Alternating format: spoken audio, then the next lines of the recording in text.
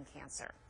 Well, it is truly, but also a very stressful time. We're talking about pregnancy, and for many first-time moms, like our very lovely Emma, there are millions of questions, and thanks to technology, millions of resources. But which ones should you turn to, and which ones are the most reliable? So we turn to our resident pregnant mama-to-be, the lovely Mrs. Emma Jade.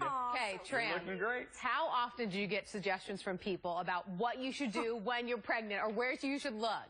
All the time. All Still the to this time. day. But then again, I solicit a lot of answers. Well, too. especially for first-time moms. Yeah. You get it all the time, and it's a constant thing. You get different opinions. You get, people asking or saying that you should do this or shouldn't do that. There's weird things happening to your body. I mean, I never had this, but whatever. It's a beautiful thing. Yeah, well, come on. Well, according to a local OBGYN, there's a way to whittle out all of those worries by turning to your smartphone. Oh, the beauty of baby. But the preparation can be overwhelming for expectant moms. Thankfully, there's an app for that.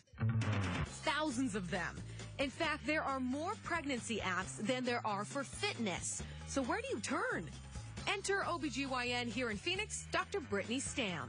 There is good information that is out there, but not all of it is very truthful. So what does the doctor prescribe? A WebMD for pregnancy, brand new app that was out in the last couple of weeks.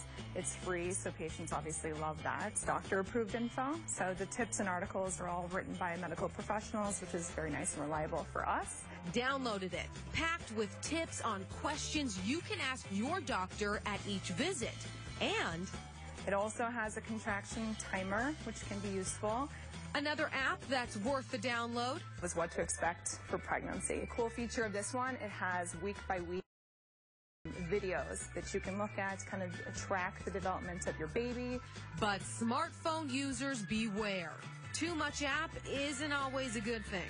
You're not using the app as a replacement for prenatal care and for prenatal visits, which I think a lot of patients can tend to, okay, well, the app says this, so I'm not going to believe my doctor, goes with this information. And those things are definitely limitations. And for women looking to get pregnant, yeah, there's an app for that too.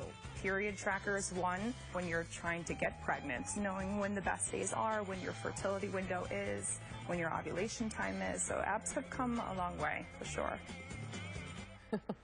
I love how awkward and quiet I know. Dr. Matt, I was going to call you. Yes, Dr. Matt, thank you. All right, so this one is just for you, Matt. For the fellas feeling a little left out, there's an app for that as well. This is called M Pregnancy. It's for men with a pregnant partner. Oh. It compares the size of your baby to beer bottles, beer cans. Oh It my tracks how gosh. many days, if you can read it there, I know it's kind of small, but it tracks how many days you have remaining as a free man. Oh, count them down, This gentlemen. is hilarious. And this one costs $1, though. Emma, I'm trying to it's figure worth out what is the picture in. What is that picture in? I actually don't really want to know.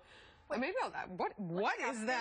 Oh, don't pop that out. The thoughts. But really, though, that's the thing, is that it is an overwhelming time, and you do want to download certain things. I downloaded the Bump app, and that one tells you what fruit the size of your baby is. Yes. So I'm a cantaloupe this week. Oh. A cantaloupe. Pretty Huh? fun. Bigger and bigger and bigger. Imagine having 2 of those, Oh, Fran. gosh. Yeah. Jeez, putting us all to shame. No. Golly. Those days are done. They're almost 11 months old now. Okay, Emma, thank you so much. I Good luck. download Tinder. You got it. You would. Yeah. That's a whole different story, folks. We're not going to get into that. I would like to.